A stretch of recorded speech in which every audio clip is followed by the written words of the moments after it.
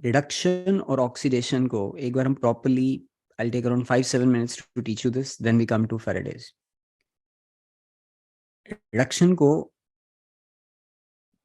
the simplest way of understanding is this is gain of electrons. So this automatically becomes loss of electrons. तो तुम ऐसे सोचो कि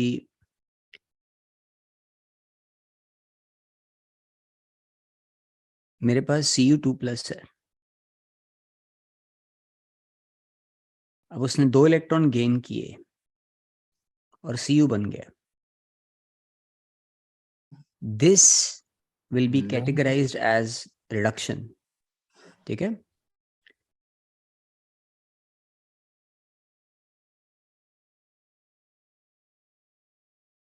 In case Cu form Cu2+, कोई positive कैसे बनेगा? वो इलेक्ट्रॉन दे देगा. This equation becomes the equation of oxidation. So oxidation की डेफिनेशन है लॉस ऑफ इलेक्ट्रॉन. कोई अगर इलेक्ट्रॉन छोड़ रहा है तो ऑक्सीडाइज हो रहा है, कोई इलेक्ट्रॉन गेन कर रहा है तो रिड्यूस हो रहा है.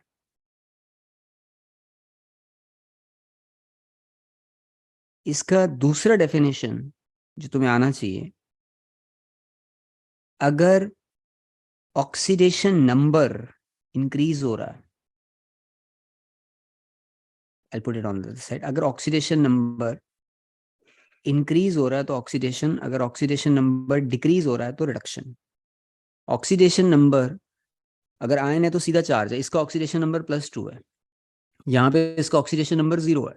तुम ध्यान से देखो, ये +2 से 0 हो रहा है, +2 से 0 हो रहा है, ऑक्सीडेशन नंबर कम हो रहा है तो रिडक्शन है.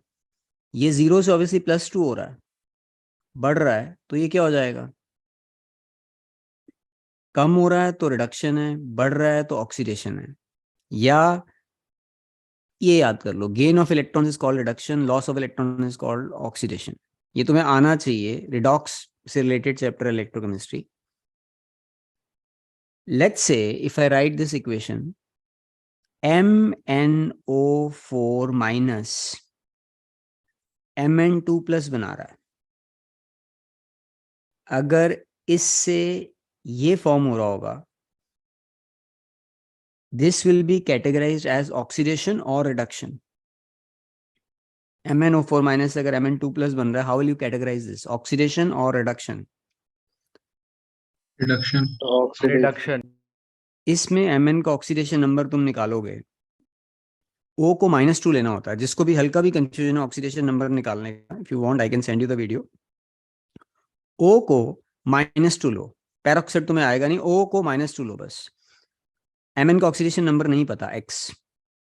4 O है, 4 × -2. O को -2 लो, सिंपल सी बात है, और ऊपर जो चार्ज है उसको लिख दो, इज इक्वल टू -1. तो Mn का ऑक्सीडेशन नंबर नहीं पता था, X. 4 O है, 4 × -2, ऊपर -1, तो X निकाला, +7 आ गया. तो यहाँ पे Mn का ऑक्सीडेशन नंबर +7 है. इसमें तो O है ही नहीं, सीधा उसके ऊपर +2 चार्ज है, तो +7 से +2 हो रहा है. ऑक्सीडेशन नंबर अगर कम हो रहा है, you call that as reduction. ये जिसको हल्का भी डाउट है, एक ये नोट कर लो, ऑक्सीडेशन और रिडक्शन के बारे में ये बेसिस है चैप्टर का. ये नहीं पता तो हम आगे क्या पढ़ेंगे, इसको नोट कर लो. हो गया? देखो,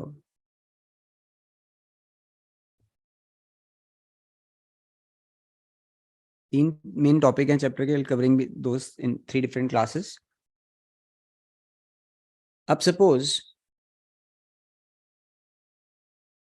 लेट्स से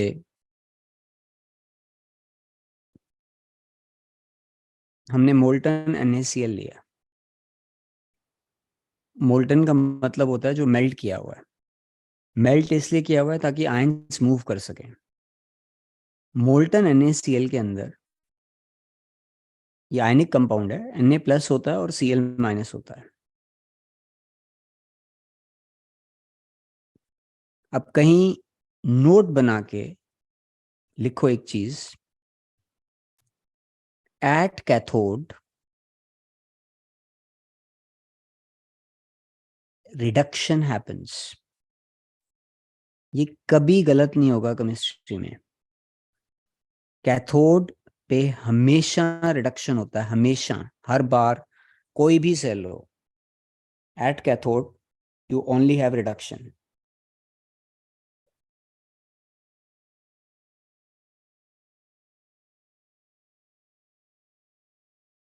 देखो,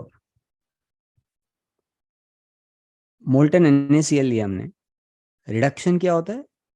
गेन ऑफ इलेक्ट्रॉन। अब थोड़ा सा इस पॉइंट पे दिमाग लगाओ, Na प्लस इलेक्ट्रॉन का चार्ज नेगेटिव होता है, तो Na प्लस और Cl माइनस में से क्या लगता है तुम्हें, कौन इलेक्ट्रॉन गेन करना चाहेगा? Na प्लस गेन करना चाहेगा इलेक्ट्रॉन या Cl माइनस? Na+। प्लस। तो एग्जैक्टली exactly वही हो रहा है। Na प्लस जाएगा कैथोड पे, पहुंचा कैथोड पे, इसने एक इलेक्ट्रॉन गेन किया और Na बना दिया। दोबारा समझो, रिडक्शन याद कर लो, रिडक्शन होता है गेन ऑफ इलेक्ट्रॉन्स। अगर तुम ये याद कर लो कि कैथोड पे हमेशा रिडक्शन होता है, तो by default you will know कि एनोड पे ऑक्सीडेशन होता है, that is loss of electrons. तो एनोड पे ये Cl माइनस गया, इसने क्लोरीन बनाया और एक इलेक्ट्रॉन दे दिया, दिस इज ऑक्सीडेशन। अब नॉन मेटल्स मॉलिक्यूल्स बना देते हैं, ये Cl बनेगा, दो Cl आपस में जुड़ के क्लोरीन गैस बना देंगे, हाफ Cl2 आ जाएगा। मेटल्स मॉलिक्यूल्स नहीं बनाते हैं, नॉन मेटल्स मॉलिक्यूल बना सकते हैं, क्लोरीन, ऑक्सीजन, सल्फर वगैरह। तो अगर मैं मोल्टन NaCl लेता हूं and I subject this to electrolysis, at cathode I'll be ending with sodium, at anode I'll be ending with chlorine। इतना पार्ट सबको समझ आता है? ये पॉइंट यस क्लियर सर। है? ये सोचो, अब ये चैप्टर तुम लास्ट बार पढ़ रहे हो, अब सीधा बोर्ड का पेपर देना है। अगर कोई भी पॉइंट नहीं क्लियर होता है, you can just raise your hand और just say tell me, I repeat that thing or I'll try and make you understand through a different method। इस क्लास में हम क्या कर रहे हैं? We are studying the beginning of the chapter which is Faraday's law. तुम जब electrolysis करते हो, अब तुम एक बार सिर्फ इस साइड पे फोकस करोगे थोड़ी देर के लिए। हमारा फोकस कैथोड है।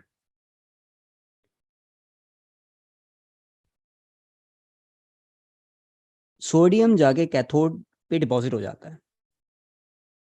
जैसे मैं इलेक्ट्रोलिसिस में करंट भेजता हूँ, सोडियम जाके कैथोड पे डिपॉजिट होता जा रहा है, होता जा रहा है। तो फैराडे का फर्स्ट लॉ डील करता है कि कितना सब्सटेंस डिपॉजिट हो सकता है।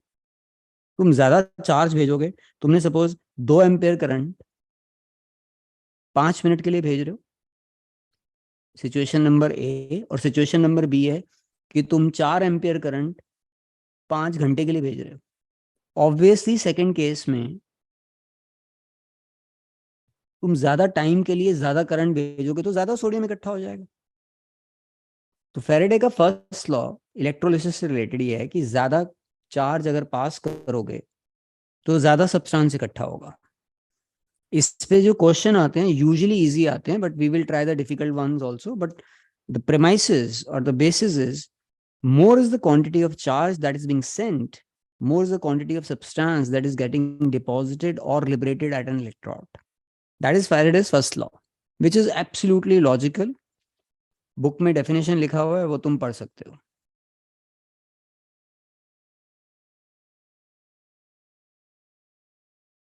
झलक, आई कुड अंडरस्टैंड व्हाट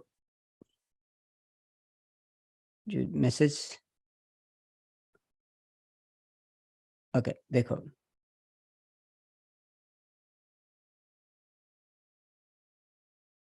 अब सिर्फ हम इस पे फोकस कर रहे हैं। ये Na प्लस है, ये एक इलेक्ट्रॉन कैप्चर करता है और Na बना देता है। तो मुझे सिर्फ Na का एक एटम चाहिए, एक एटम। तो मुझे सिर्फ एक इलेक्ट्रॉन चाहिए होगा।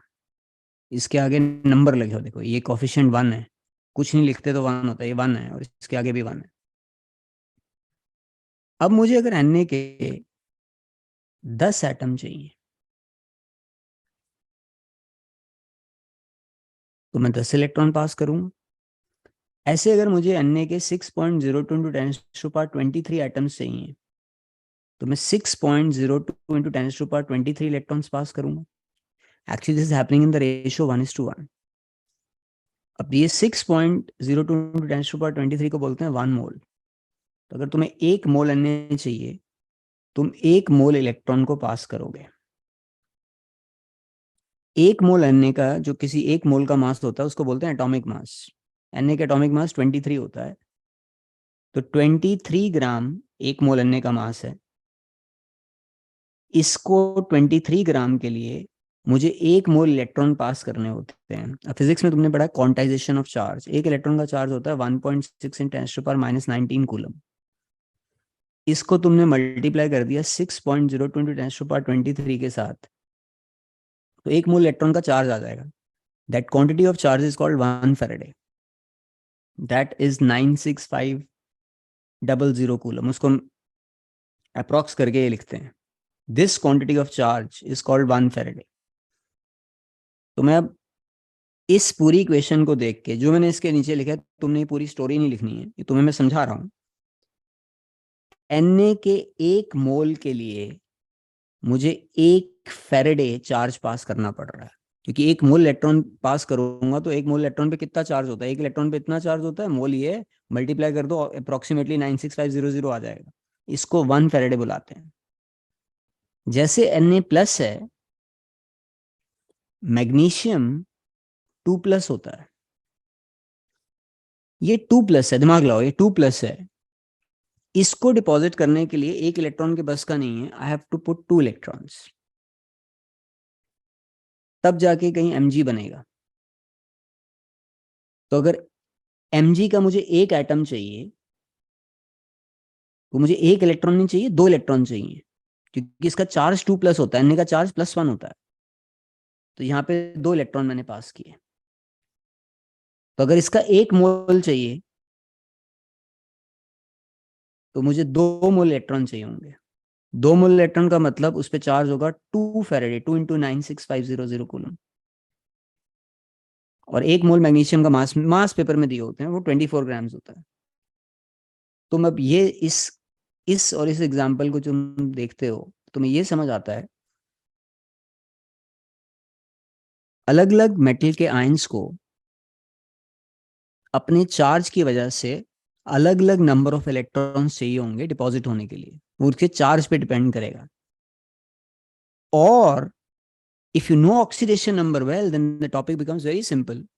The number of electrons required is the shift in oxidation number. +2 से, ये देखो, ये +2 से 0 जा रहा है, कितने का फर्क है, 2 का, तो 2 इलेक्ट्रॉन चाहिए होंगे।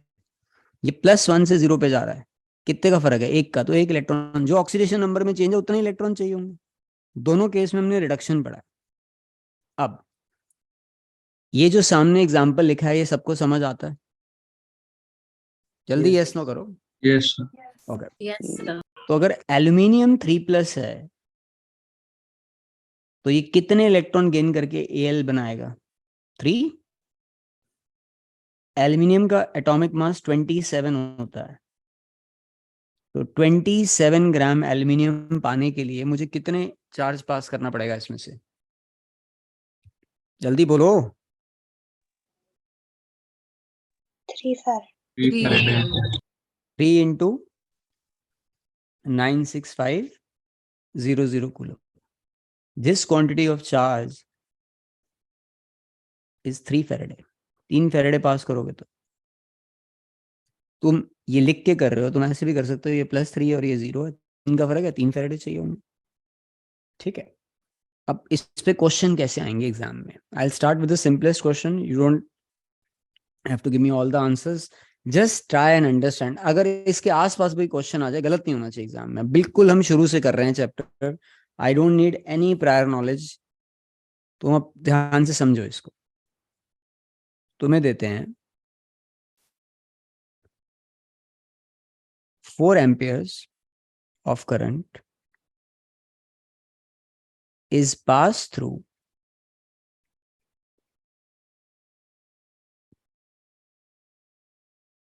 molten NaCl for 2 hours. Calculate the mass of sodium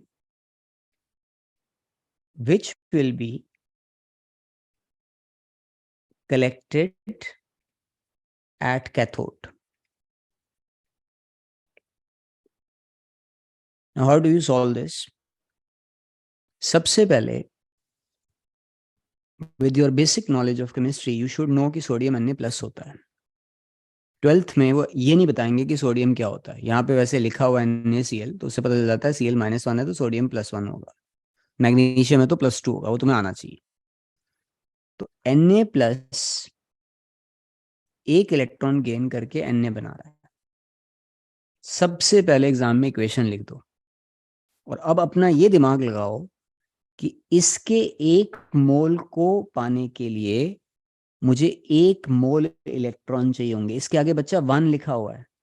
अगर यहाँ पे 2 होता तो 2 मोल हो जाते. Na के 1 मोल का मास होता है 23 ग्राम्स. वो बोर्ड एग्जाम में दिया होगा. तो इसके 23 ग्राम्स के लिए 1 मोल इलेक्ट्रॉन पे चार्ज होता है 1 फैराडे, विच इज 96500 कूलम. तो तुमने ये क्रिएट कर दिया. 96500 कूलम अगर मैं उसमें से पास कर दूं तो उसके कैथोड पे 23 ग्राम सोडियम मुझे मिल जाएगा. अब मैं कितने कूलम पास कर रहा हूं उसको निकालने का फिजिक्स का जो फॉर्मूला होता है, charge is equal to current into time. Charge को तुम फिजिक्स में कैपिटल क्यू लिखते हो या स्मॉल क्यू लिखते हो?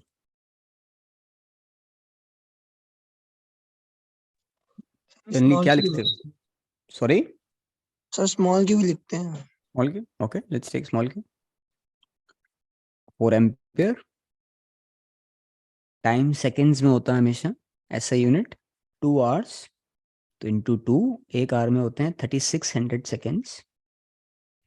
So this is ampere into second will create charge. चार के यूनिट कूलम होते हैं. I am just multiplying this. I am using my calculator. 7200 into 4 हो गया. तो 7200 into 4 ये आ गया बच्चा 28800 कूलम.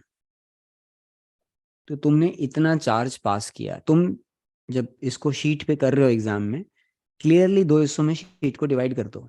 तुम कह रहे हो ये प्रोसेस है, this is a factual information कि मुझे इतना Na चाहिए तो कितना कूलम पास करना है. और तुम एक्चुअली कितना कर रहे हो? 28. अब तुम यूनिटरी मेथड लगा रहे हो. इतने कूलम पास करता हूं तो 23 ग्राम मिलता है. अगर 1 कूलम पास करूं तो कितना मिलेगा? 23 डिवाइडेड बाय 96500 ग्राम्स. और अगर मैं 28800 कूलम पास करूंगा तो कितना मिलेगा? 23 अपॉन 96500 इंटू 28800 ग्राम्स. ये यूनिटरी मेथड सबको समझ आ रहा है जो मैंने यहाँ लिखा है?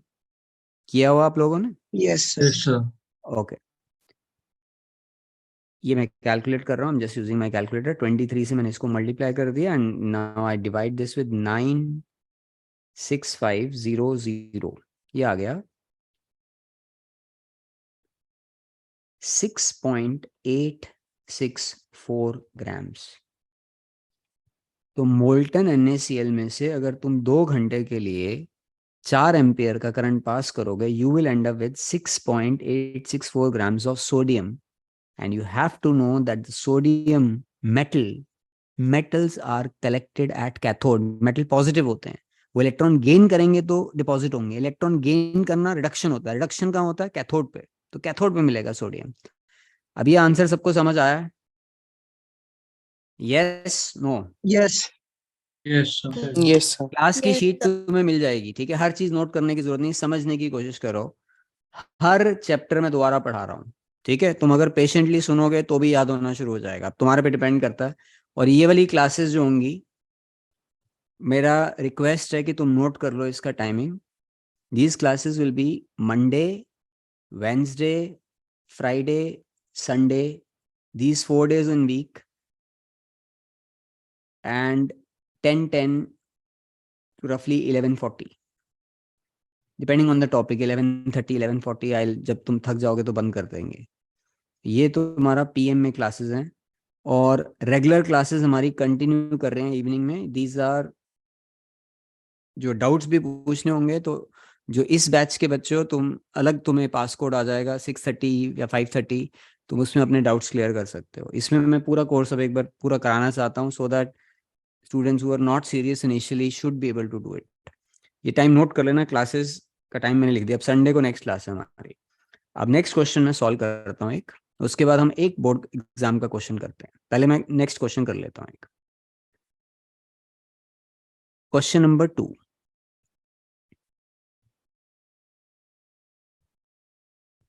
सेम टाइप क्वेश्चन करते हैं. इस बार we will try and find time. Question है 3 ampere current is passed through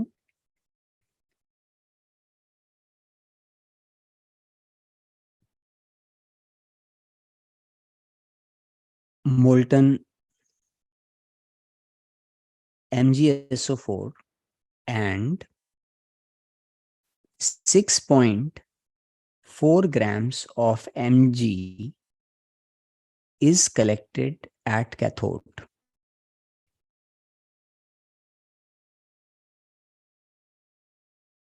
Three ampere of current is passed through molten MgSO4 and 6.4 grams of Mg is collected at cathode. Find for how long current was passed. और mg का तुम्हें atomic mass दिया हुआ है 24, वो paper में दिया होता है. अब इस क्वेश्चन की क्या अप्रोच है? What you are supposed to know is a simple charge on the metal. Al3 plus होता है, Mg2 प्लस होता है, Na प्लस होता है. तो तुमने यहाँ पे लिखा है Mg2 प्लस होता है. 2 इलेक्ट्रॉन, इसने बना दिया Mg. मैं इस पॉइंट पे रुकूंगा और सोचूंगा कि इसके 1 मोल के लिए मुझे 2 मोल इलेक्ट्रॉन चाहिए. 2 मोल इलेक्ट्रॉन का चार्ज होता है 2 फैराडे. 2f भी लिख सकते हो या 2 × 96500 कूलम लिख सकते हो. तो तुम इतना चार्ज भेजोगे तो mg का 1 मोल मिलेगा और 1 मोल mg का मास उन्होंने पेपर में दिया हुआ 24 ग्राम्स होता है. तो अगर ये वाली साइड करेक्ट है, इतना चार्ज भेज रहा हूं तो 24 ग्राम्स मिल रहा है. अगर ये साइड करेक्ट है तो इसका रिवर्स भी करेक्ट है. तो अगर मैं बोलूंगा 24 ग्राम्स के लिए इतने कूलम भेजना पड़ता है तो 1 ग्राम के लिए मुझे कितने कूलम भेजना पड़ेगा? खुद सोचो. 1 ग्राम के लिए यूनिटरी मेथड लगा रहे हो तुम बोलोगे 2 × 96500 अपॉन 24 कूलम. यूनिटरी मेथड समझ आता है सबको? 24 ग्राम पाने के लिए अगर मुझे इतने कूलम भेजना पड़ रहा है तो 1 ग्राम के लिए कितने कूलम भेजना? मैं 1 ग्राम के लिए इसको डिवाइड बाय 24 कर दिया. और तुम्हें कितना मिल रहा है इस केस में? ये देखो यहाँ पे 6.4 ग्राम. तो 6.4 ग्राम के लिए तुमने कितना कूलम भेजा होगा? 2 × 96500 upon 24 × 6.4 coulomb. So this is the net quantity of charge that you have passed. This is charge. You already have current with you. This is I. And what you're supposed to find is T. तुमने यहाँ पे Q is equal to I into T लिखा. इसको calculate मत करना, बाद में कई बार कट जाता है वो. ये लिखा. T किसके बराबर होगा? खुद सोचो, दिमाग लगाओ. I नीचे आ जाएगा. It will be equal to Q by I.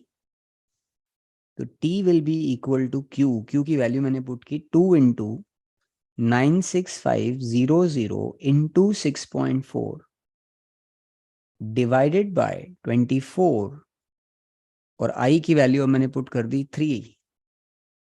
सारे ऐसे यूनिट है, टाइम सेकेंड्स में आ जाएगा. तो ये तुमने कैलकुलेट कर लिया. This is your time.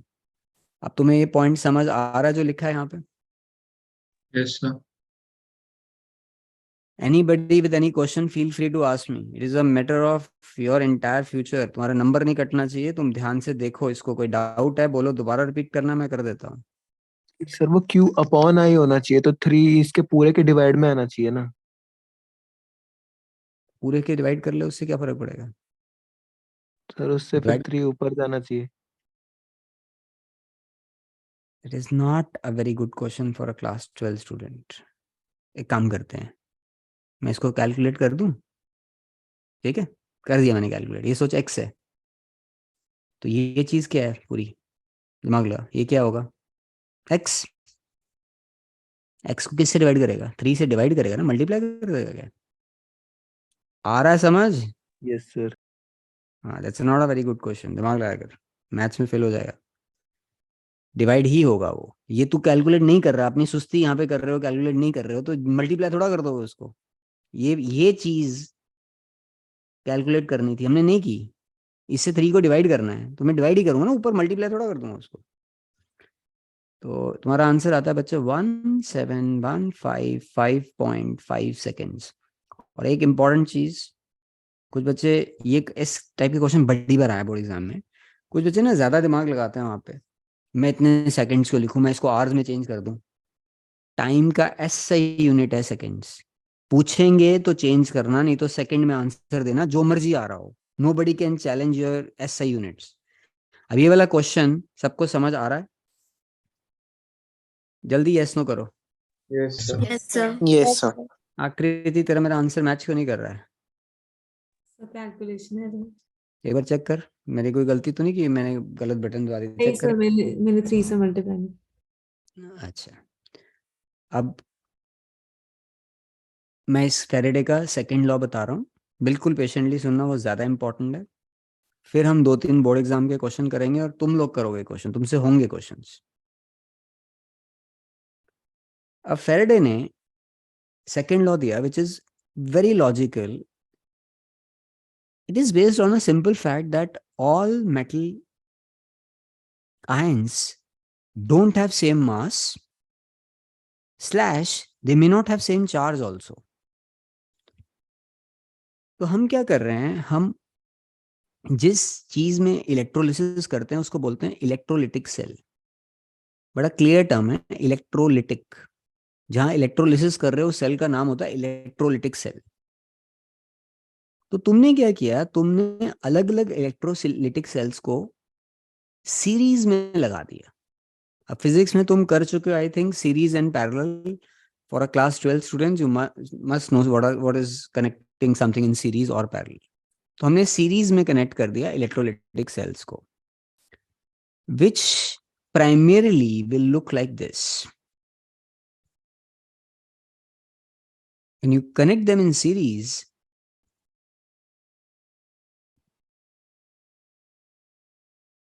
Current same pass होगा उनमें से, सेम करंट जा रहा होगा.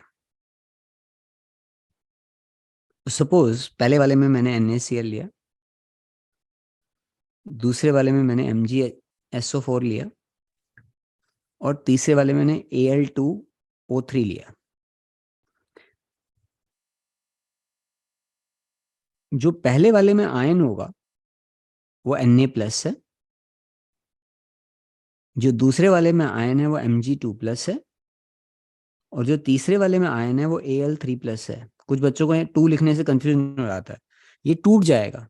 अगर ये टूट जाएगा तो एल्यूमिनियम 3+ ही होता है. 2Al3+ लिखो या Al3+ लिखो, एक ही बात होती है. 2 लिखोगे तो 6 इलेक्ट्रॉन लिखने पड़ेंगे.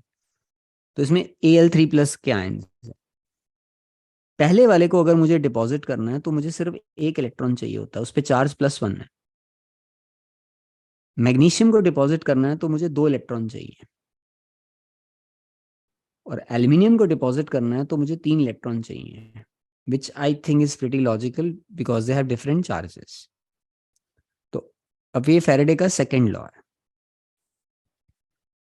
You have connected different electrolytic cells in series. Same current is passing through them and you're using the same quantity of time. तो basically Q same है. तो Q होता है I into T. Same current जा रहा है, same time के लिए कर रहे हो तो क्यू सेम है। अब ध्यान से देखना यहाँ पे, ध्यान से, बिल्कुल आराम से। मैंने फर्स्ट केस में 1 फैरेडे पास किया, 1 फैरेडे। तो मुझे सोडियम, 1 मोल सोडियम के लिए 1 फैरेडे पास करना था, तो मुझे 1 मोल सोडियम मिलेगा। पर मुझे 1 मोल मैग्नीशियम के लिए 2 फैरेडे पास करना था, क्योंकि यहाँ पे 2 है। और मुझे 1 मोल एल्यूमिनियम के लिए 3 फैरेडे पास करना था, क्योंकि यहाँ पे 3 है।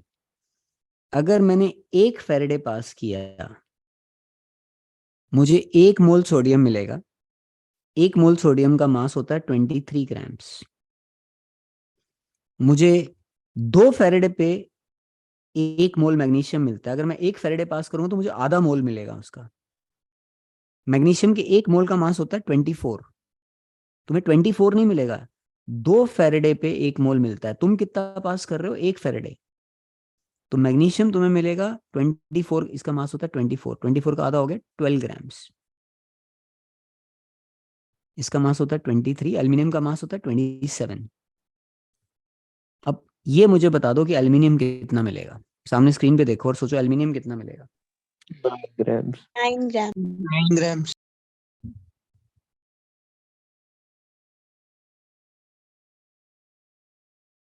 नाइन समझ आ रहा है सबको? Yes, no? Yes sir. Yes, sir. Yes. अगर 3 फैरेडे पास करता तो 1 मोल मिलता 27, तो 1 फैरेडे पास जा रहा है, एक सेम चार्ज पास हो रहा होगा, तो यहाँ पे 9 ग्राम्स आएगा।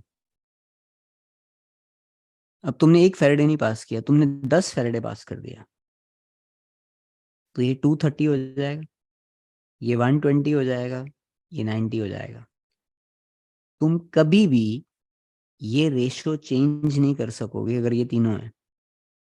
तो उसने कहा, उसका लॉ है कि अगर तुम अलग अलग इलेक्ट्रोलाइटिक सेल्स को कनेक्ट करते हो, जो क्वांटिटी ऑफ सब्सटेंस तुम्हें मिलेगा that will be proportional to their equivalent masses। equivalent mass होता है atomic mass upon valency.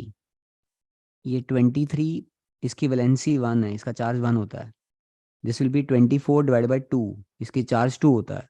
This will be 27 divide by 3, तो ये 23 आ रहा है, ये 12 आ रहा है, ये 9 आ रहा है। तुम ये रेशो कभी चेंज नहीं कर सकते। ज्यादा पास करो, कम पास करो, they will always be collected in this ratio. ये कंसेप्ट समझ आता है सबको? Yes, sir. अब बुकलेट है सबके पास? Yes, sir. Okay, Yes, we'll sir. just go through Faraday's law.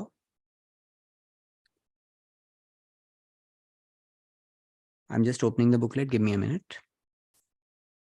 और उसके बाद मैं तुम्हें क्वेश्चन देता हूं करने के लिए। तुम 2-3 क्वेश्चन खुद करोगे तो थोड़ा सा it will be helpful.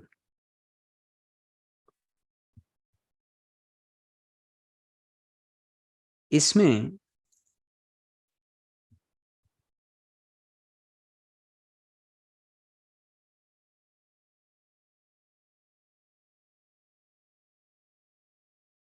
Booklet नजर आ रहा है? शेयर हो रहा है?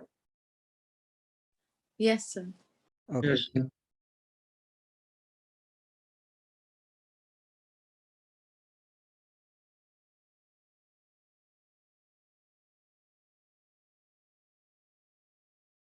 Okay, give me a second.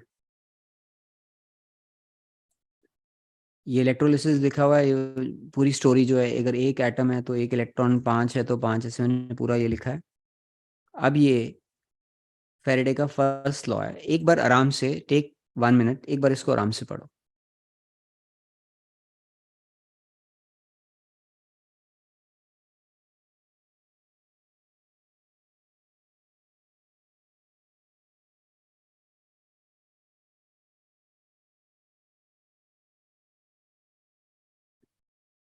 Clear है ये? यस। Yes. एक बार अब सेकेंड लॉ पढ़ो। इसकी स्टेटमेंट भी याद करके जानी है बोर्ड के पेपर में, सीधा आएगा स्टेट फैराडे सेकंड लॉ, याद करके जाना है वहां पर।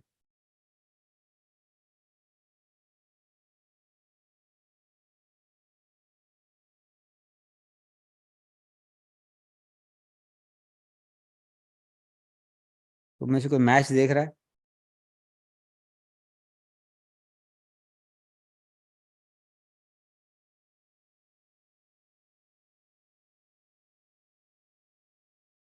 मैं इसलिए पूछ रहा हूँ, ब्राजील ने गोल कर दिया इसलिए, मेरे सामने मैच लगा हुआ। ओके, हाँ सर। पढ़ लिया सेकंड लॉ? तो अब तुम रिलैक्स करके क्लास पे फोकस करो, मैच डिसाइड हो ही जाएगा, जीत जाएंगे वो। This gives Faraday's second law, we can also say, ये लाइन पढ़ लो एक बार।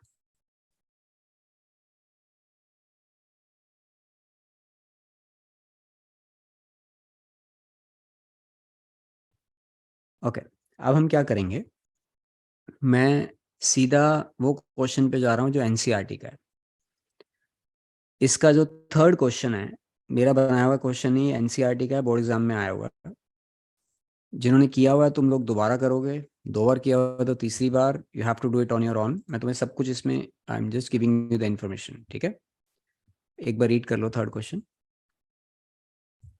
आई just get the question on the PDF file.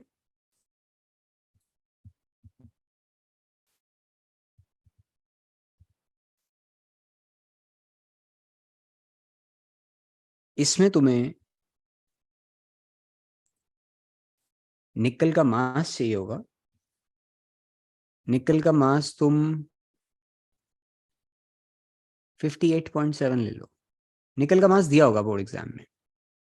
अब जब ये क्वेश्चन आता है तो कुछ बच्चों को एक जो सबसे बड़ा कंफ्यूजन होता है इसमें, वो कंफ्यूजन है कि मैं निकल का चार्ज क्या लूंगा, निकल नाइट्रेट लिखा हुआ है। कभी भी किसी आयन में कंफ्यूजन हो तो एसिड के बारे में सोचते हैं। नाइट्रेट नाइट्रिक एसिड में होता है, नाइट्रिक एसिड सोचो, मैंने ऐसे लिख दिया। नाइट्रिक एसिड टूटेगा तो H+ होगा और NO3 माइनस होगा। इसका मतलब NO3 -1 है और निकल के साथ 2 NO3 लगे हुए हैं, तो निकल +2 हो जाएगा। कई बार चार्ज नहीं समझ आ रहा हो तो एसिड के बारे में सोचो, एसिड से काफी आइडिया हो जाता है चार्ज का। तो निकल 2+ होता है। तो तुम सबसे पहले शुरू कर रहे हो Ni2+ +2 electrons gives you Ni। ये तुम्हारा स्टार्टिंग पॉइंट है। अब तुम लोग आंसर निकालो कैलकुलेटर यूज करके फटाफट, full speed. And I am more कीन that students who didn't know this concept do the question. जिसको आता है वो तो आता ही है, जिसको नहीं आता तुम लोग ट्राई करो, गेट द राइट आंसर। मैंने शुरू कर दिया क्वेश्चन, निकल का मास साइड पे लिखा हुआ है, निकल 2+ है, तुम्हें बता दिया है, get the answer.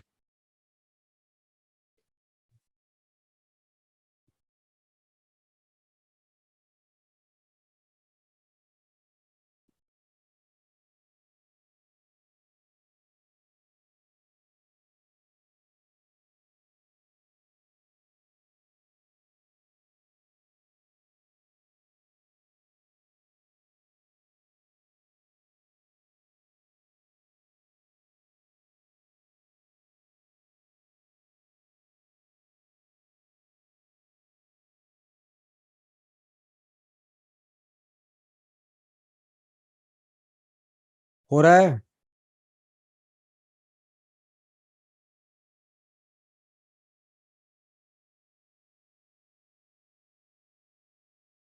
I end up with the same set of students who always send me the answer. जिनको नहीं आता तुम लोग भेजो।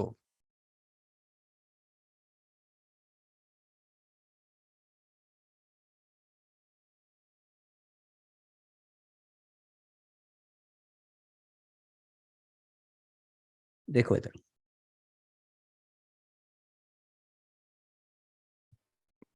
तुम पहली क्या चीज, ये तुमने लिख लिया, तुम पहली क्या चीज लिखोगे एग्जाम में?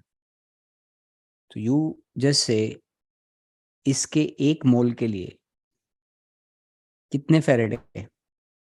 2। ये समझ आता है सबको? Yes no? Yes, Yes, sir. Yes, sir. इसके एक, अब तुम कितने फेरेडे भेज रहे हो जाके कैलकुलेट कर लो। 1 मोल का मतलब हो गया 58.7 ग्राम्स। तो 2 इंटू 96500 कूलम अगर मैं भेजूंगा तो 58.7 मिलेगा। मैं यहाँ गया, मैंने लिखा Q is equal to I into T. I दिया हुआ है क्वेश्चन में 5 ampere, time 20 minutes, 20 minutes is 20 into 60। कितने सेकंड, कितना Q कितना है Sir, बोलो? 1200, sir. Q 6000 6000 coulomb. 6000 कूलम आया सबका ना? Yes, sir. 12 5 से 60, ठीक है। इतने कूलम भेजूंगा तो इतना मिलेगा, 1 कूलम भेजूंगा तो कितना मिलेगा? 58.7 divided by 2 into 96500 grams, 6000 coulomb कितना मिलेगा? 58.7 इंटू 2 इंटू 96500 इंटू 6000 ग्राम्स। ये तुम्हारा आंसर है। सबको समझ आता है? जल्दी yes, यस नो Yes, करो। sir. sir. yes sir ये पेपर में आ गया और किसी का गलत हुआ then it is absolute wastage. ये क्लास बिल्कुल वेस्ट है। तुम्हें मैं पूरा शुरू से बता रहा हूँ, तुम्हें क्लियर होना चाहिए। डाउट है तो पूछो मेरे से। डिवाइड बाय 2 किया मैंने, जस्ट यूजिंग द कैलकुलेटर, 96500। मेरा आंसर आ रहा है which I think most of you are getting 1.8248 ऐसे कुछ ग्राम्स में आ रहा है। If you write 1.82 grams you get full marks. ये सबको क्लियर है? yes Yes, yes sir. Sir. Yes, sir. Okay अब हम एक क्वेश्चन इसका कर रहे हैं जो बोर्ड एग्जाम में मल्टीपल नंबर ऑफ टाइम्स आया है। इसका सबसे इंपॉर्टेंट क्वेश्चन है। Again this is the back question of NCERT.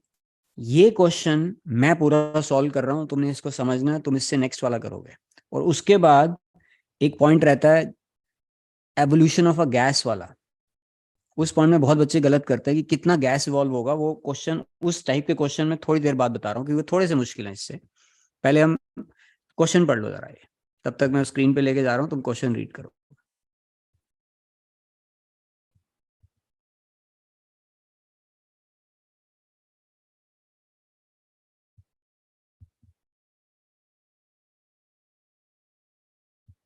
इस क्वेश्चन को आई थिंक जो मेरा आंसर होगा इसको प्रॉपर्ली नोट कर लेना। इस पूरे टॉपिक का सबसे ज्यादा बार बोर्ड एग्जाम में ये वाला क्वेश्चन आया हुआ है। इसमें तुम्हें 3 चीजों का मास दिया होगा। सिल्वर का एक्चुअल मास होता है 107.9 पर यूजुअली वो 108 लिखते हैं ताकि कैलकुलेशन आसान हो जाए, तो वील बी यूजिंग 108। कॉपर का मास होता है 63.5 और जिंक का मास होता है 65.3।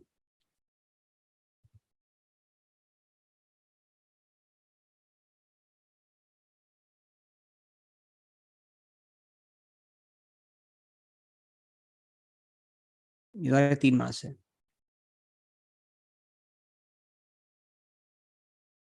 देखो 3 electrolytic cells A, B, C containing solution of zinc sulfate, Ag and copper sulfate are connected in series। ये बड़ा इंपॉर्टेंट वर्ड है, सीरीज लिखा हुआ है यहाँ पे। A steady current of 1.5 amperes was passed through them until 1.45 gram of silver was deposited at cathode। अब होता क्या है, सपोज किसी को जिंक का चार्ज नहीं पता, सल्फेट है, सल्फेट, तो कौन सा एसिड होता है? Sulphuric acid. कैसे टूटेगा? H2SO4 तो 2H देगा, सल्फेट -2 होता है, तो इसमें जिंक 2+ है, इसमें सिल्वर +1 होगा, नाइट्रेट अभी बताया था, और कॉपर भी +2 होता है। इस क्वेश्चन के 2 पार्ट हैं। पहला हमने निकालना है how long did the current flow, time निकालना है तुमने, जो अभी इजी है। और सेकंड पार्ट है what mass of copper and zinc were deposited, जिसमें तुम फैराडे का सेकंड लॉ यूज कर सकते हो क्योंकि ये सीरीज में कनेक्टेड है। तो I will solve the first part first. Ag+ होता है, वो 1 इलेक्ट्रॉन गेन करेगा और Ag बनाएगा। तो इसके 1 मोल के लिए 1 फेरेडे, दैट मीन्स 96500 कूलम पे यू विल गेट 108 ग्राम्स। तुम्हें 108 ग्राम्स नहीं मिल रहा, तुम्हें 1.45 ग्राम्स मिल रहा है। तो 1 ग्राम के लिए कितने कूलम? 96500 अपॉन 108। तो 1.45 ग्राम्स के लिए कितना होगा? 96500 अपॉन 108 इंटू 1.45 कूलम। ये जो मैंने लिखा है ये समझ आता है सबको? Yes, sir. सबको क्लियर है? यस नो बोलो। Yes, Yes, sir. ये कूलम आ गया। तुमने टाइम निकालना है। Q इज इक्वल टू क्या होता है? I into T. तो टी क्या होगा? Q डिवाइड बाय, तो Q लिख दो पहले, 96500 इंटू 1.45 अपॉन 108। ये Q आ गया। I कितना दिया हुआ है क्वेश्चन में? देखो ये रहा 1.5 एम्पियर, ये यहाँ लिखा हुआ है। तो इनटू तुमने 1.5 कर दिया तो तुम्हारा टी आ जाएगा। अब ये टी कैलकुलेट कर लो एक बार।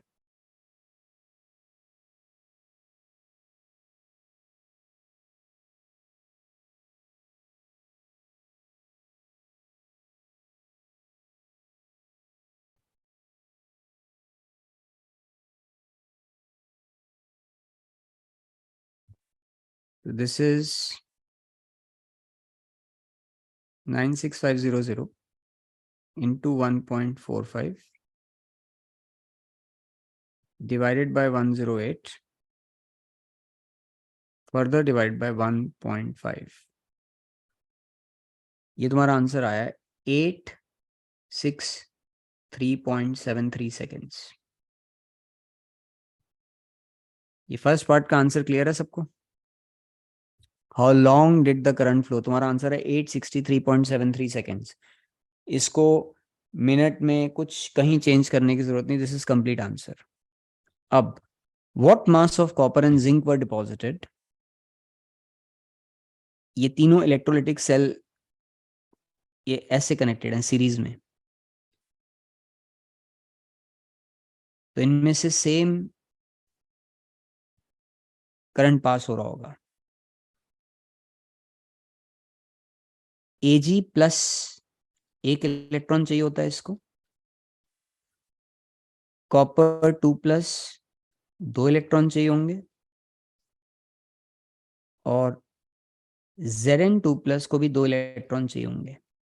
फेरेडे का सेकेंड लॉ कहता है they are collected in the ratio of their equivalent masses. Equivalent mass होता है उसका मास अपॉन वैलेंसी। एक फेरेडे भेजते हो जो आता है वो इक्विवेलेंट मास होता है बेसिकली। तो मैंने सपोज 1 फेरेडे भेजा तो ये मिलेगा, इसका एटॉमिक मास दिया हुआ है तुम्हें 108। 1 फेरेडे भेजोगे तो 2 फेरेडे पे 1 मोल है, इसके 1 मोल, इसका आधा कर दो, 63.5 का आधा कर दो, कितना होता है? 31.75। और ये भी 2 है, यहाँ पे 2 है, 2 फेरेडे पे 1 मोल मिलेगा, 65.3 का आधा कर दो, 32.65 हो जाएगा। 1 फेरेडे भेजने पे ये इस रेशियो में मिलते हैं, 108 is to this is to this. ये समझ आ रहा है आप लोगों को? Yes, sir. Yes, sir. Yes, sir. इसको 2 इलेक्ट्रॉन चाहिए बच्चा, 2 फेरेडे पे 1 मोल मिलेगा, इसके 2 फेरेडे पे 1 मोल मिलेगा, इस रेशियो में मिल रहे हैं। This is how they are collected according to Faraday's second law. तो अगर ये 1 पॉइंट कितना मिल रहा है यहाँ पे देखो 1.45 है, ये 108 है तो ये इतना मिलता है। अगर ये 1.45 है तो ये कितना मिलेगा? 108 है तो इतना मिलता है, तो 1.4 है तो यूनिटरी मेथड 31.75 अपॉन 108 इंटू 1.45, और ये मिलेगा 32.65 अपॉन 108 इंटू 1.45। ये तुम्हारे 2 आंसर होंगे। कॉपर का कितना मास मिलेगा? ये 108 मिलता है तो ये सिर्फ 31.75 मिलता है। तो अगर ये 1.45 मिलेगा तो कितना मिलेगा? ये 108 नीचे आ जाएगा, 1.45 ऊपर आ जाएगा। तो ऐसे ही जिंक कितना मिलेगा? ये नीचे आ जाएगा, ऊपर आ जाएगा। ये तुम्हारे आंसर्स हैं। तो ये this comes out to be, I'll just calculate this, 31.75 into 1.45 divided by 108, तो ये आ रहा है 0.426 ग्राम्स। और नेक्स्ट वाला आ रहा है 32.65 into 1.45 डिवाइडेड बाय 108, ये आ रहा है 0.438 ग्राम्स। तो तुम्हारे 3 आंसर हैं, कॉपर का मास, जिंक का मास और टाइम। ये 3 आंसर हैं। एक बार चेक कर लो, पूरा क्वेश्चन तुम्हारे सामने सॉल्व है, एक बार देख लो इसको।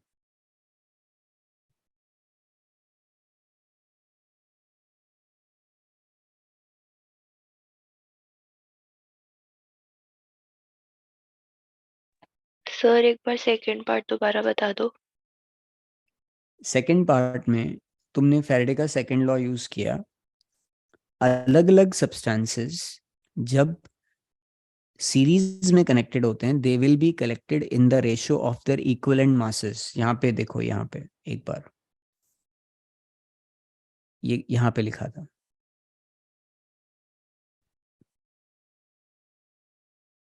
equivalent mass, they'll be collected in the proportion of the chemical equivalent weights, equivalent mass। तो वो कैसे निकालते हैं? That is atomic mass divided by valency. Valency होता है जो उसके ऊपर चार्ज है। सिल्वर का चार्ज +1 है, कॉपर का चार्ज +2 है, जिंक का चार्ज +2 है। सिल्वर को मैंने 1 से डिवाइड किया, कॉपर को 2 से किया, जिंक को 2 से किया। तो ये इस रेशो में मुझे मिलेंगे 108।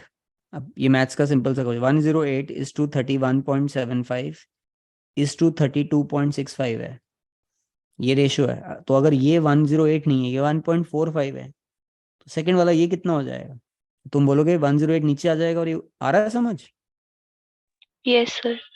ये नीचे आ गया और 1.45 ऊपर आ जाए, ये इसका मास आ गया। और जिंक का मास हो जाएगा 32.65 divided by 108 into 1.45। So this will be the ratio. ये मैंने कैलकुलेट कर लिया, ये आता है 0.426 और ये आता है 0.438। ये आपका आंसर है। ये आ गया सबको समझ? जल्दी यस नो करो।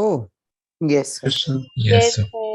ओके, तो अब हम इसमें एक क्वेश्चन करते हैं, आप लोग ट्राई करेंगे इसको। मैं सेम टाइप ऑफ क्वेश्चन दे रहा हूं and I am trying to give you some atoms जिनका हो सकता है तुम्हें वैलेंसी ना पता हो, तुम दिमाग लगाओ सिर्फ। तो we are connecting calcium sulphate, these are being connected in series, so मैं short में लिख देता हूँ question, these are being connected in series। So you're connecting calcium sulfate, other cell contains cobalt chloride, and the last one, let's say it contains potassium nitrate। ये 3 चीजें series में connected है। लिख लिया यहाँ तक? Yes, sir. ओके, तुम्हारे पास cobalt का एटॉमिक मास लिख लो, 59 ले लो कोबाल्ट का। पोटेशियम का 39 होता है और कैल्शियम का 40 होता है। अगर ये तीनों सीरीज में कनेक्टेड है, मैंने मासेस लिख दिए ऊपर, कोबाल्ट का 59 है, पोटेशियम का 39 है, कैल्शियम का 40 है। मुझे अगर कैल्शियम 10 ग्राम्स मिला कैथोड पे, तो ये बता दो कोबाल्ट और पोटेशियम कितने मिले होंगे? चैट में भेज दो आंसर।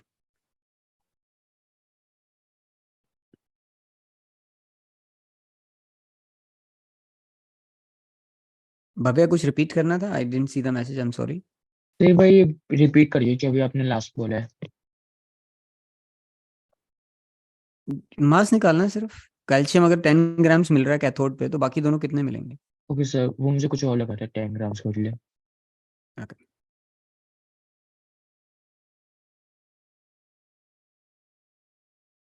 तुम 3 लाइन ड्रॉ कर लो।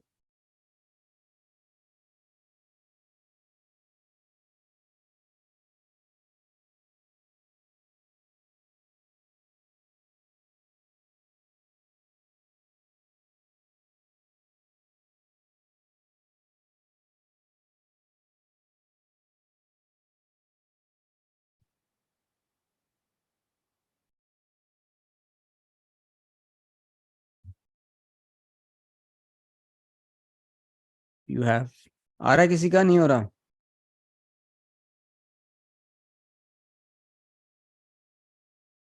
थोड़ा सा मुश्किल है क्वेश्चन। तुम्हें उसका इक्विवेलेंट मास निकालने के लिए चार्ज चाहिए होगा। चार्ज कैसे निकालते हैं? कोई एसिड के बारे में सोच के निकाल लो।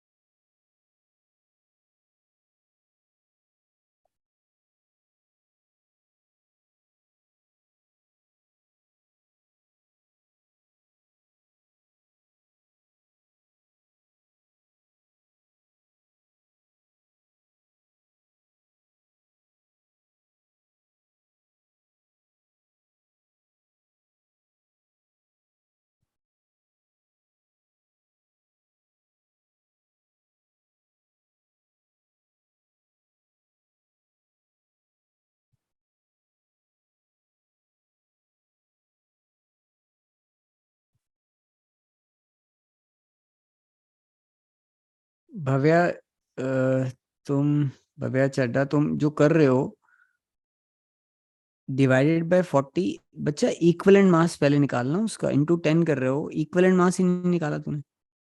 इस रेशो में थोड़ा कलेक्ट होंगे 40:59:39। They will be collected in their equivalent ratios. Equivalent mass कैसे निकालते हैं अभी बताया था, एटॉमिक मास अपॉन वैलेंसी। तो Yes, कैल्शियम, sir. हाँ तो उसको करना, कैल्शियम 2+ होता है, ऐसे कोबाल्ट क्या होता है देख, Cl लगा हुआ है, Cl-1 होता है, तो कोबाल्ट क्या होगा? दिमाग लगा ना। Yes, sir. Good.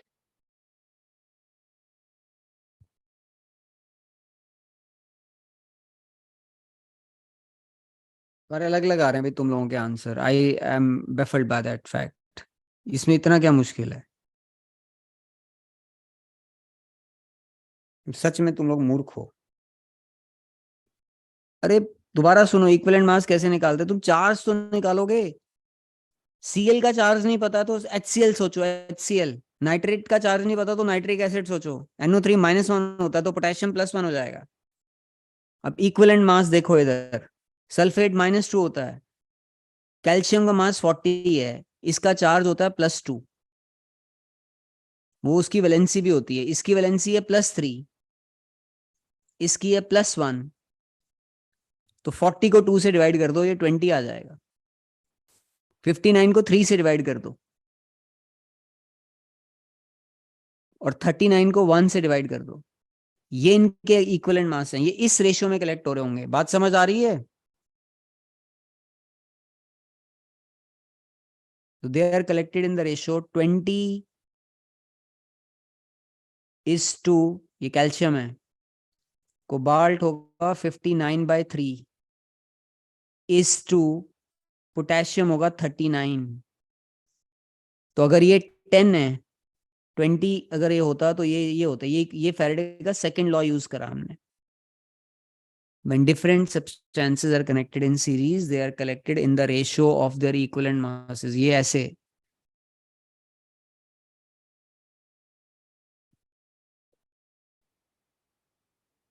देखो, तो अब ये अगर 10 है तो ये कितना होगा? आधा। तो ये 59.3, 59/3 का आधा कर दो,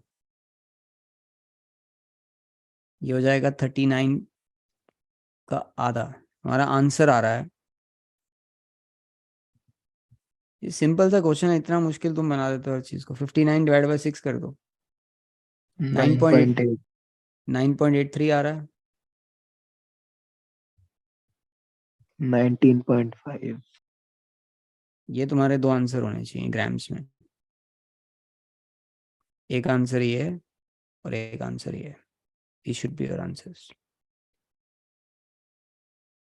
चेक कर लो।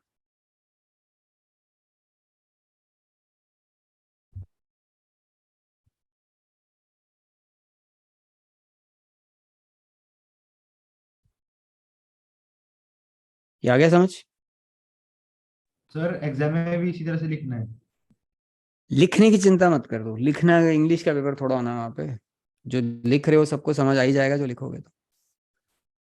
तुम्हें कंसेप्ट समझ आ रहा है? मैं ये बताओ, yes sir. Yes sir.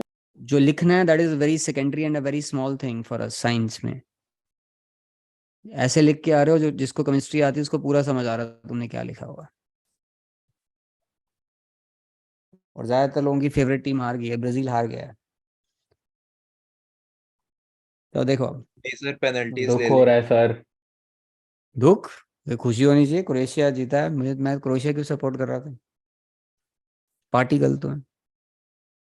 Done है सर। अच्छा, अब छोड़ो उसको, भूल जाओ मैच के बारे में। मैच हर 4 साल बाद होगा, वर्ल्ड कप। बोर्ड का पेपर होपफुली तुम्हें 4 बार ना देना पड़े। Now if the question regarding gases comes, तो उसको कैसे करना है वो क्वेश्चन ज्यादातर बच्चों को मुश्किल लगते हैं। अब मैं क्लोरीन से शुरू कर रहा हूँ and then I will go to oxygen also. And I have already stated and very clearly told you that तुम्हें ऑक्सीडेशन नंबर निकालना वैसे आना चाहिए। तो क्लास के स्टार्ट पे जाओ, हमने NaCl लिया था, उसके एनोड पे क्या हो रहा था? एट एनोड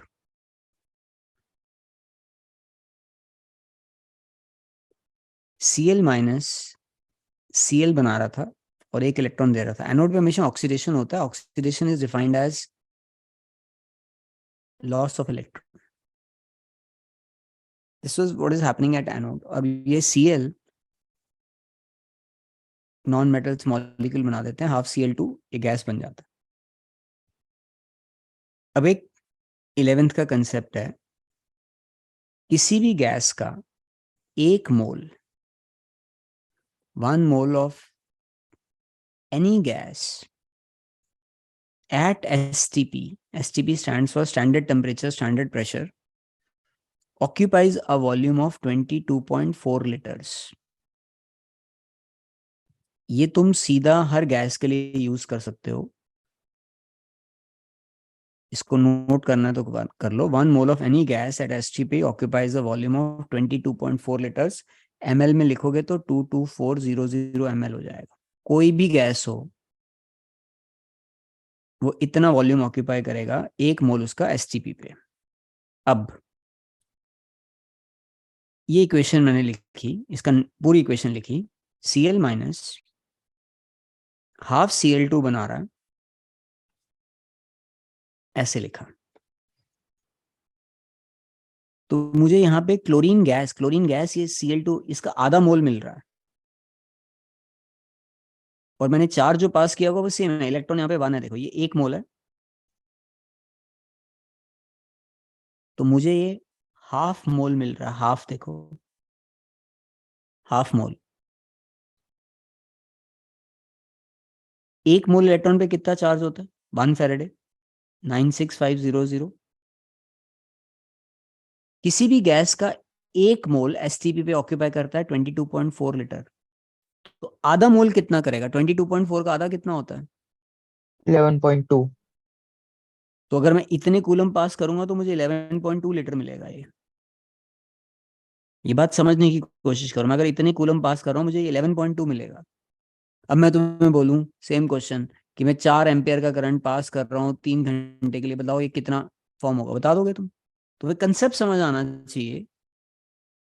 ये की कंसेप्ट है। गैसेस में यूजुअली वो मास निकालने के लिए नहीं देते, वॉल्यूम निकालने के लिए देते हैं। तो ये बात समझ आ रही है सबको? Yes, sir. Yes, sir. Okay, तो इसमें मैं तुम्हें एक गैस देता हूं, जैसे O2 माइनस होता है, तो तुम लिखो, इक्वेशन मैं दे रहा हूं, O2 माइनस फॉर्म्स, O बनाएगा, अगर ये O सोचो O, तो कितने इलेक्ट्रॉन देगा? 2, ये 2 माइनस है ना, तो इसने 2 इलेक्ट्रॉन दिए। अब O हाफ O2 बना देगा। ये तुम्हारी इक्वेशन है। तो तुमने मुझे बताना है, अगर मैं 2 एम्पियर्स का करंट 4 आवर्स के लिए पास कर रहा हूं, तो O2 का मुझे कितना वॉल्यूम मिलेगा? ये तुम्हारा क्वेश्चन है। तुम्हें क्वेश्चन समझ आ गया सबको? ये तुम्हारी इक्वेशन है। किसी भी गैस का 1 मोल STP पे 22.4 लीटर्स ऑक्यूपाई करता है, कोई भी गैस हो। ये O2 गैस के फॉर्म में इवॉल्व हो रहा है। ये इक्वेशन है। तो अगर मैं 2 एम्पियर्स का करंट 4 आवर्स के लिए पास कर रहा हूं, तो क्या वॉल्यूम मिलेगा मुझे O2 का, ये बता दो। सोच समझ के करो आराम से इसको।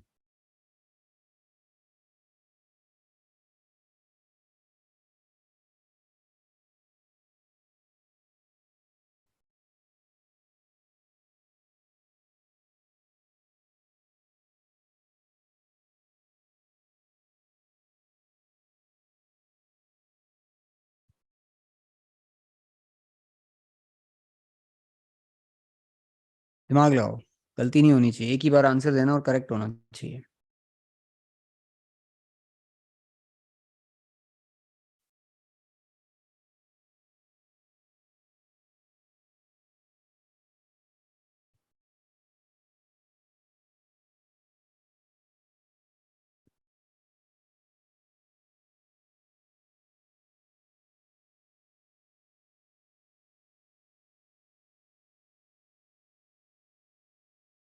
सेम सेट ऑफ बच्चे हर बार आंसर करते हैं, जो नहीं करते वो कभी नहीं करते। अरे करो, ट्राई तो करो।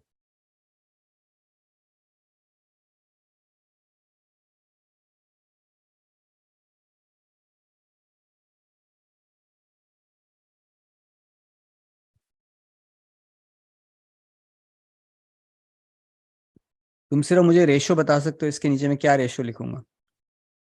तो में से कुछ लोगों के आंसर अलग अलग आ रहे हैं। कुछ का आंसर आ रहा है 1.67, कुछ का आंसर आ रहा है 3.34, कुछ का आंसर उसका डबल आ रहा है। इसका मतलब कोई ना कोई गलती कर रहा है। 3.34, 6.68, 1.67।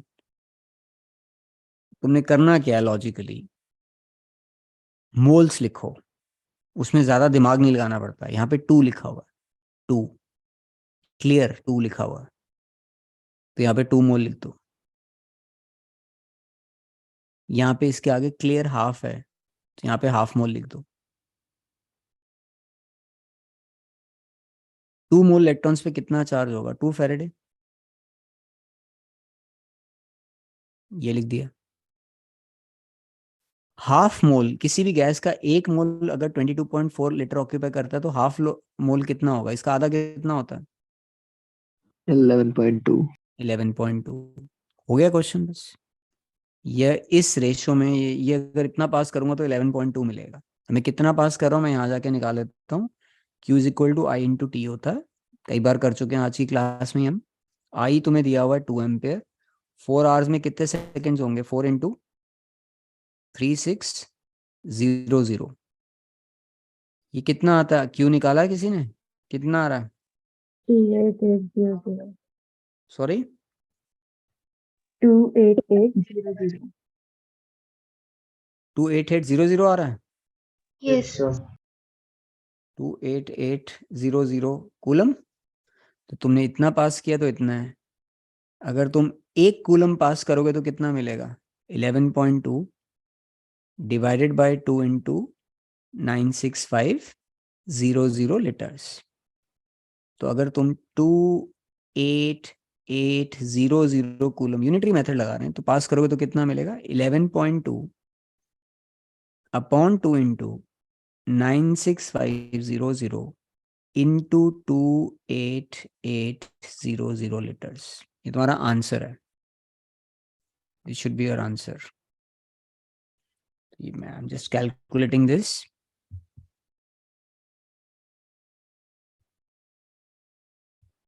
$11.2 into 28800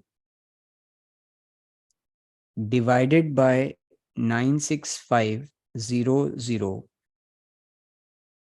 divided by 2, तो हमारा आंसर आता है 1.671 लीटर्स। ये तुम्हारा आंसर आना चाहिए। Majority of you have got it right, but some of you were not able to get the correct answer. अब कहाँ गलती हो रही है एक बार देख लो बच्चा। पेपर में आ गया और गलत हो गया तो कोई पॉइंट ही नहीं है फिर पढ़ने का। ये सबको समझ आया यहाँ तक? Yes sir. अब तुम में से जिसको भी ऑक्सीडेशन नंबर या बैलेंसिंग नहीं आती है मुझे मैसेज करना।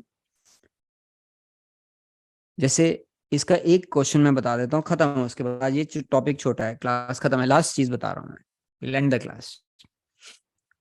ये अगेन एनसीईआरटी का क्वेश्चन है। ये इक्वेशन उन्होंने दी हुई है, ध्यान से देखो एक बार इक्वेशन। कंसिडर द रिएक्शन, ये लिखा है। What is the quantity of electricity in coulombs needed to reduce 1 mole of dichromate. Actually यहाँ पे 1 मोल ही है इसके आगे 1 ही लिखा हुआ है। इसका अगर 1 मोल है कितने इलेक्ट्रॉन चाहिए? 6। तो अगर इसका 1 मोल होगा तो 6 फैरेडे चाहिए होगा। इसका आंसर है 6 फैरेडे। 6 फैरेडे हो गया 6 इंटू 96500। इतना आसान क्वेश्चन है, this can come in board exam as a 1 mark question. इसके 1 मोल को कितने इलेक्ट्रॉन चाहिए होंगे? बच्चा यहाँ पे 6 लिखा है कॉफिशिएंट। कॉफिशिएंट 1 के पीछे 6 है, तो इसका अगर 1 मोल है तो 6 मोल इलेक्ट्रॉन। 6 मोल इलेक्ट्रॉन पे कितना चार्ज होता है? 96500 इंटू 6 कर दो। तो ये question you should be able to solve. App के ऊपर ये पूरे हर क्वेश्चन में सॉल्व कर रहा हूँ, एक एक क्वेश्चन। इलेक्ट्रो का जो वीडियोस बने हुए हैं ऐप पे, मैं सारे क्वेश्चन ये वाले सॉल्व कर रहा हूँ। तो ऐप को तुम फास्ट करके उसको जल्दी से सोल्यूशन देख लेना है इसके। अब ये टॉपिक यहाँ खत्म है, 3 टॉपिक है इस चैप्टर के।